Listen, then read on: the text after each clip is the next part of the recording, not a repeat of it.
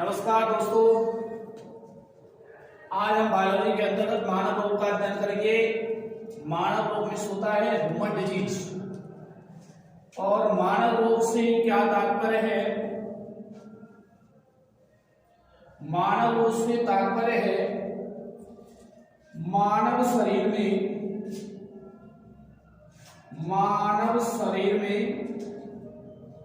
होने वाली क्रियाओं में किसी प्रकार की बाधा उत्पन्न होना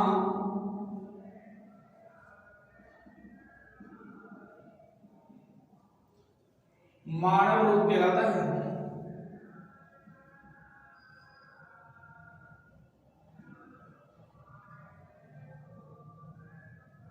मानव क्रिया है, जैसे श्वसन क्रिया है, पाचन क्रिया है,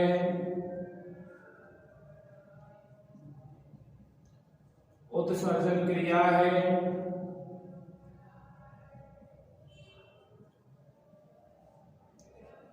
रिप्रोडक्शन एक्टिविटीज है, आदि जो क्रियाएं हैं मानव क्रियाओं में, मानव शरीर में होने वाली क्रियाओं में किसी प्रकार का अवरोध पैदा होना। जैसे श्वसन है, इट मींस रेस्पिरेशन में किसी प्रकार का अवरोध पैदा होना रोग कहलाएगा। डाइजेस्टिव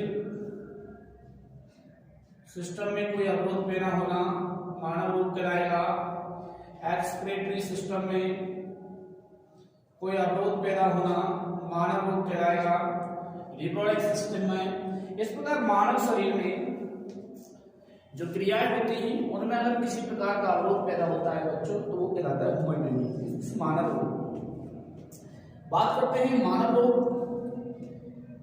अब जो मानव रोग हैं उनके जो कारण हैं वो प्राकृतिक कारण भी हो सकते हैं और आर्टिफिशियल कारण भी मानव रोग के हो सकते हैं। बात करते हैं the classification of the human disease. देखिए, the classification of the human disease. Classification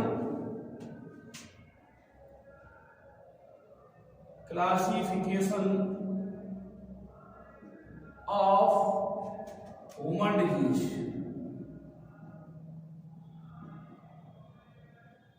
मानव रोगों का वर्गीकरण। तो देखिए बच्चों, मानव जो रोग हैं वो मुख्य रूप से दो प्रकार के हैं। मानव रोग मुख्य रूप से दो प्रकार के हैं। नंबर एक है, इनको बोलते हैं आनुवांशिक रोग। आनुवांशिक रोग, जन्मजात रोग,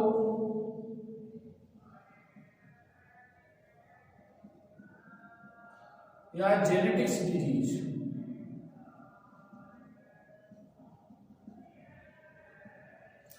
अर्थात वे रोग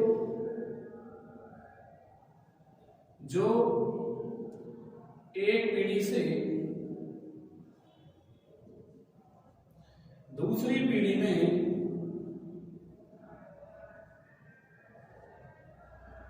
ट्रांसफर हो जाते हैं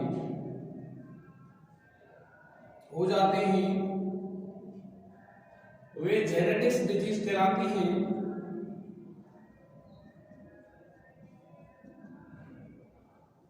जेनेटिक्स डिजीज कहलाती हैं।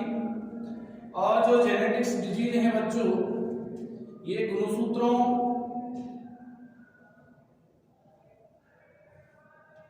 की संख्या व संरचना, ये गुणसूत्रों की संख्या व संरचना में परिवर्तन के कारण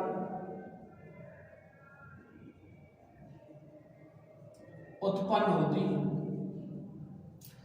इसके बाद बच्चों देखो, ये तो हुए आनुवंशिक रोग। इसके बाद जो रोग है वो है उपार्जित रोग।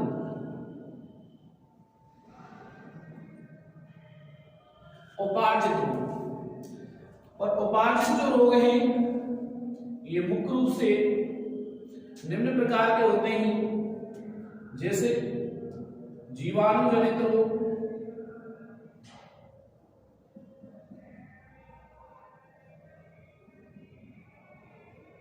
नंबर 2 विषाणु जनित रोग,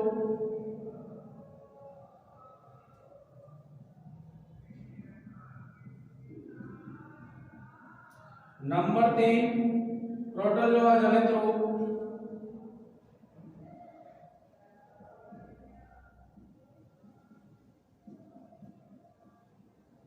नंबर 4 कवक या फफूंद जनित रोग,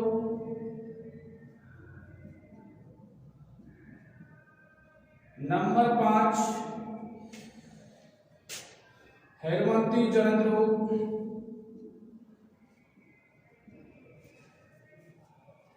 जनित रोग। इसके बाद है आपके प्रदूषण जनित रोग,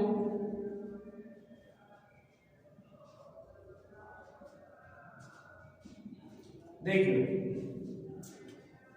अब बात करते हैं थोड़ा सा मानव रोग की श्रेणी के बारे में बात करेंगे कि सबसे पहले रोगाणु सिद्धांत जो दिया था वो दिया था बच्चों लुईस पास्चर ने।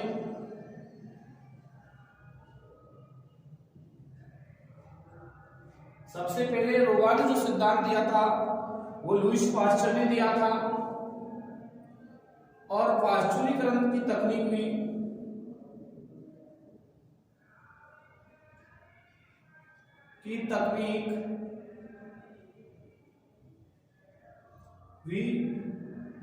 लुईस पास्चर ने दी थी।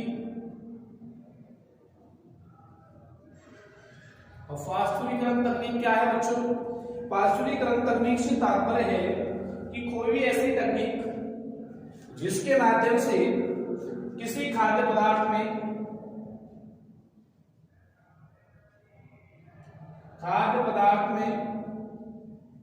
उपस्थित हानिकारक जीवाणुओं को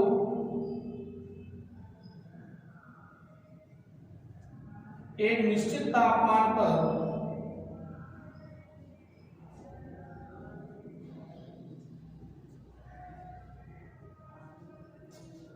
गरम करके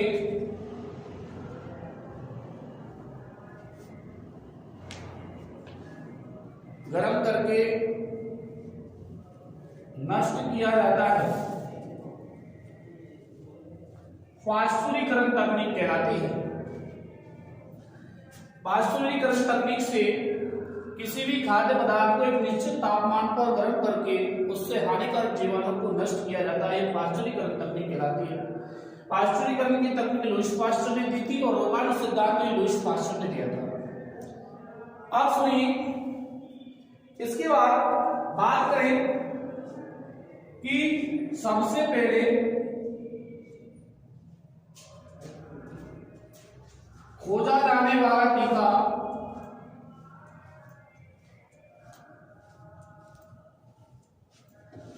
चेचक का टीका है।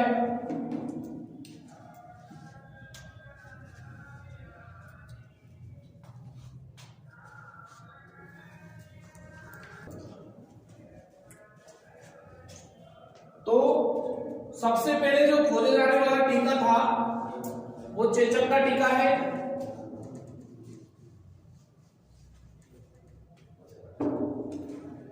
दुनिया में खोजी जाने वाली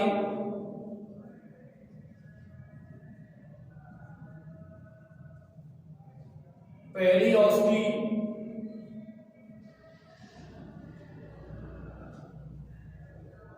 पेनिसिलिन औषधि है।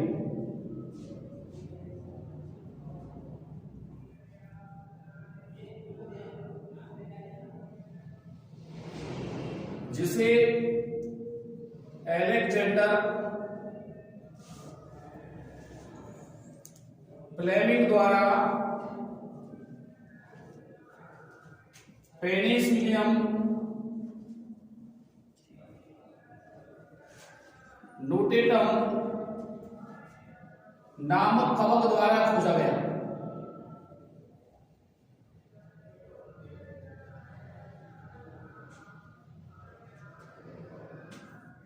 रोग प्रतिरोधी विज्ञान का जनक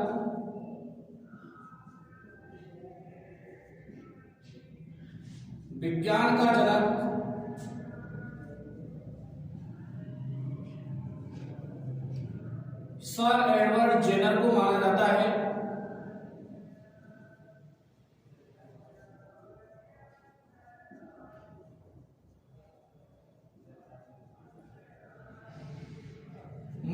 है। अब देखिए बच्चों, प्रकृति में दो प्रकार के जीवाणु पाए जाते हैं।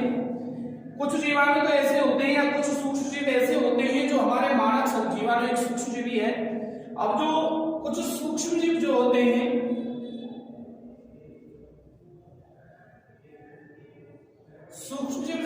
माइक्रो ऑर्गेनिज्म जो होते हैं वो क्या करते हैं कि कुछ तो ऐसे होते हैं जो ह्यूमन बॉडी के लिए लाभदायक होते हैं, लेकिन कुछ ऐसे होते हैं जो ह्यूमन बॉडी के लिए हानिकारक होते हैं, अर्थात हार्मफुल होते हैं।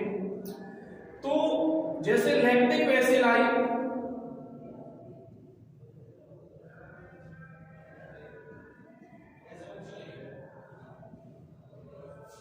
एक जीवाणु है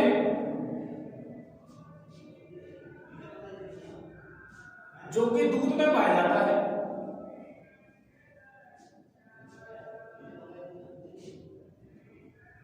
दूध में पाया जाता है। और लैक्टिक बेसिलाई जीवाणु का जो रोल होता है ह्यूमन बॉडी के अंदर निर्जलीकरण को रोकना होता है। अर्थात ह्यूमन बॉडी में जब डिहाइड्रेशन हो जाता है, अर्थात निर्जलीकरण हो जाता है, तो बॉडी के अंदर जलापूर्ति का कार्य जो करता है लैक्टिक बेसिलाई नामक जीवाणु करता है।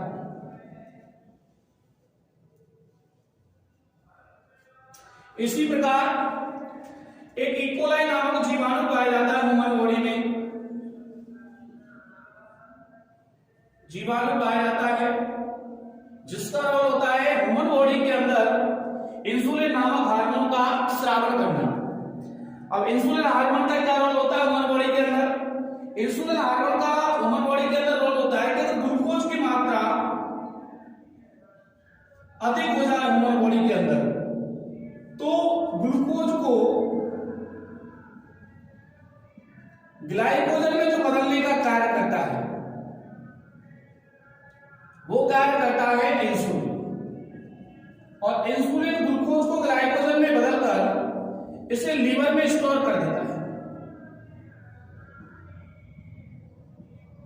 तो डायबिटीज के जो रोगी होते हैं उनमें अगर शुगर का लेवल हाई हो जाता है तो उनको इंसुलिन के इंजेक्शन लगाए जाते हैं ताकि ग्लूकोज को ग्लाइकोजन में कन्वर्ट करके उसे लीवर में स्टोर किया जा सके।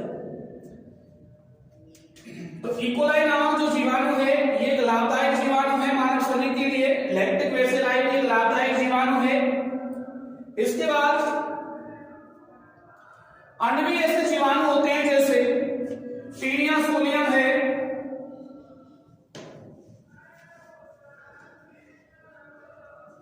टीनिया सिजिनेटा है, माइक्रोबैक्टीरियम ट्यूबरकुलोसिस है। तो विभिन्न प्रकार के जो जीवाणु हैं वो मानव शरीर के लिए हानिकारक होते हैं, जो कि मानव शरीर में प्रवेश करने पर ये अपनी अवस्थाएं पूर्ण करते हैं और अपनी जो बॉडी होती है उसका डेवलपमेंट करके और अपनी संख्या में वृद्धि करते हैं और ह्यूमन बॉडी के अंदर होने वाली जितनी भी क्रियाएं हैं ऐच्छिक अनैच्छिक क्रियाओं को प्रभावित करते हैं और प्रभावित करने के बाद ह्यूमन बॉडी को कमजोर बनाते हैं। और ये जो सिचुएशन होती है ह्यूमन बॉडी की वही कहलाती है ह्यूमन डिजीज। और ह्यूमन डिजीज जैसा कि आप देख रहे हो दो प्रकार के हैं, एक तो आनुवंशिक जिन्हें हम जेनेटिक्स भी कहेंगे जो कि एक पीढ़ी से दूसरी पीढ़ी में चले जाते हैं। उपार्जित जो हम जब प्रकृति में जन्म लेता है इंसान, जन्म लेने के बाद जो रोग उसको होते हैं वो रोग कहे हैं उपार्जित रोग। और इन रोगों के कारण होते हैं जीवाणु जनित, विषाणु जनित, प्रोटोजोआ जनित, कवक, हेलमिंथेस और प्रदूषण जनित। बात कर रहे हैं हम सबसे पहले जीवाणु जनित रोगों की। तो जीवाणु से होने वाले रोग कौन कौन से हैं? सबसे पहले आज हम classification of the human disease पढ़ रहे हैं। अब देखिए जीवाणु से होने वाले रोग।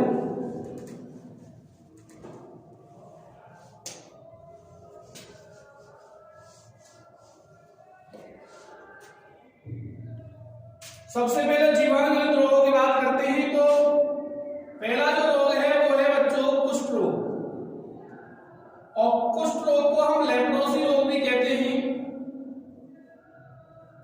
इसके बाद है काली खांसी,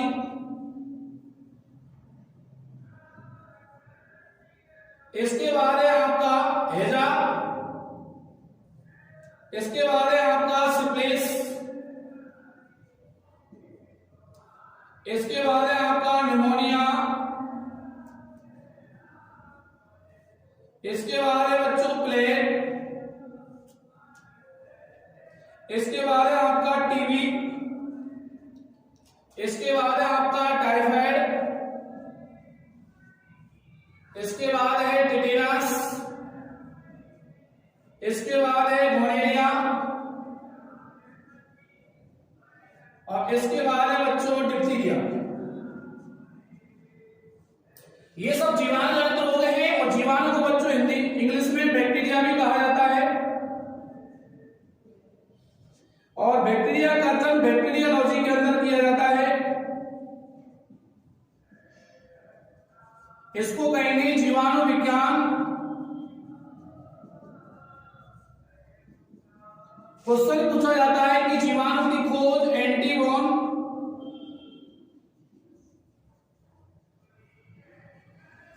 लीवनहॉफ नामक वैज्ञानिक ने की थी।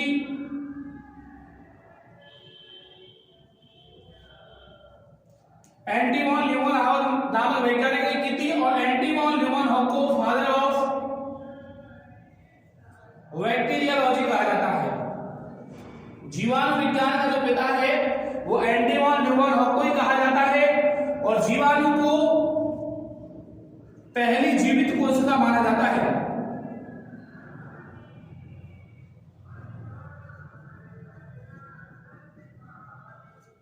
पहली जीवित कोशिका माना जाता है जीवाणु को, और जीवाणु से जो होने वाले रोग है वो कुष्ठ रोग, काली खांसी, हैजा, syphilis, pneumonia, plague, TB, typhoid, tetanus, gonorrhoea, diphtheria, ये रोगों के नाम हैं। अब रोगों का रोग कारक क्या है, इसके जीवाणु का क्या नाम है, इसके उपनाम क्या है, कौन से रोग को क्या मेडिसिन दी जाती है, और कौन से रोग से कौन सा अंग प्रभावित होता है, कौन सा सिस्टम प्रभावित होता है। कहने का मतलब ह्यूमन बॉडी के अंदर जब रोग डेवलप हो जाता है तो उसके कारण कौन सा सिस्टम और कौन सा ऑर्गन जो होता है वो इफेक्टेड होता है, उसके बारे में आगे बढ़ेंगे। सबसे पहले इनका क्लासिफिकेशन चल रहा है। अब आते हैं विषाणु जनित रोग।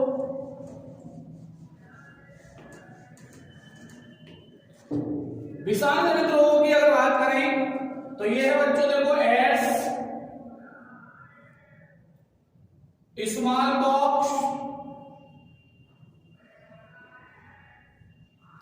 इन्फ्लुएंजा, इसके बाद है स्वाइन फ्लू,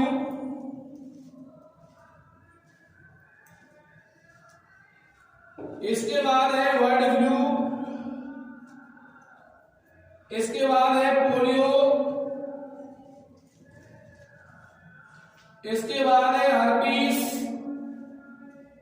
इसके बाद है सॉर्स, इसके बाद है निमोनिया, इसके बाद है प्लेग, इसके बाद है रेबीज,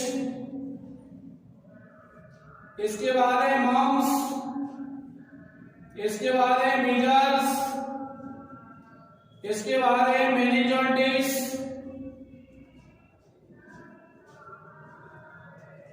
इसके बाद है ट्रेकोमा, इसके बाद है चिकन पॉक्स, इसके बाद है डेंगू, इसके बाद है जॉन्डिस, इसके बाद है कोरोना, इसके बाद है इबोला, इसके बाद है जुकाम। ये सभी वायरस जनित रोग हैं। कौन कौन से? AIDS, smallpox, influenza, swine flu, bird flu, polio, herpes, SARS, pneumonia, plague, rabies, mumps,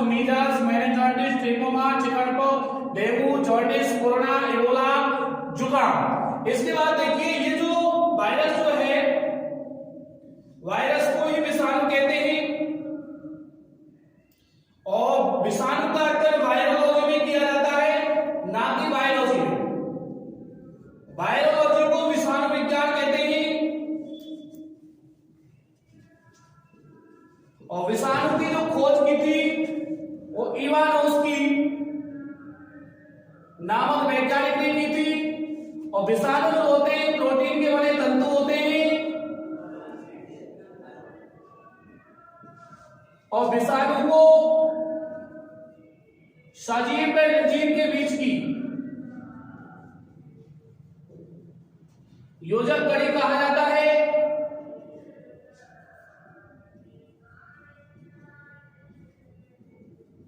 और विषाणु विज्ञान का पिता भी इवानोव्स्की को कहा जाता है।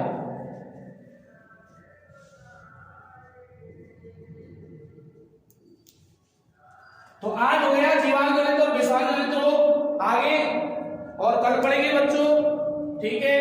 Thank you.